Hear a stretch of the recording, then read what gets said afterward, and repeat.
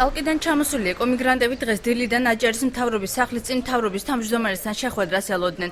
ეკომიგრანტები წალკაში არსებულ მძიმე მდგომარეობაზე საუბრობენ და აცხადებენ, რომ ისინი ხელისუფლებამ წალკაში 2000 წელს პრეზიდენტის პროგრამის ფარგლებში იმ პირობით ჩაასახლა, რომ სამეურნეო მიწის ნაკვეთებსა და სახლებს საკუთრებაში მიიღებდნენ, თუმცა სახლები ვერ დაირეგისტრირეს.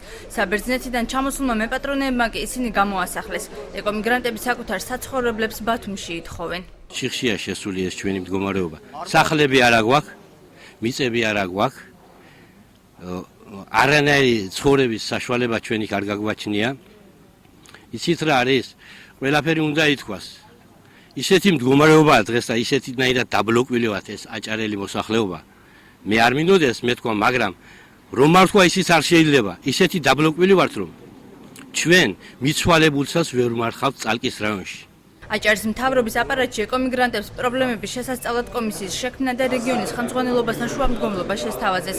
მთავრობის ეკონომიკური და სოციალური მდგომარეობის ანალიზის დეპარტამენტის უფროსის კობაჩხეიძის თქმით, ამ ეტაპზე ქალაქს მათი ფართით დაკმაყოფილება არ შეუძლია. ჩვენ რა თქმა უნდა მაქსიმალურად შევეცდებით, რომ კომუნიკაცია დავამყაროთ პირველ რიგში წალკის გამგეობასთან.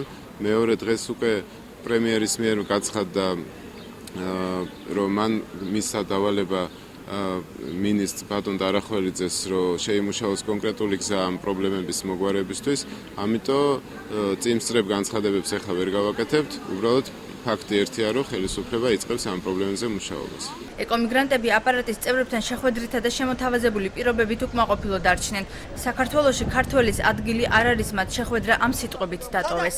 საქართველოს ტერიტორიაზე ჩვენი ადგილი არ ყოფილა. ჩვენზე საქართველოს სახელმწიფო სტრუქტურის წარმომადგენლების მეტად დაგვეხმარა ბერძნება, მე ამაშიც დარწმუნებული ვარ, იმიტომ რომ ჩვენ შეგვინახათ 15 წელი. ჩვენ ხალხს, რომელიც არის ეკოემიგრანტი და გასახლებული არის და ოჯახების გარეშე და თავშესაფრის გარეშე არის, სახელმწიფო სტრუქტურა ამ ხალხს არ ეხმარება. არასამთავრობო ორგანიზაცია ბორჯღალი უმთავრეს ამოცანად ეკომიგრანტების სტატუსის განსაზღვრასა და მათ პრობლემებზე მყისიერ რეაგირებას ასახელებს.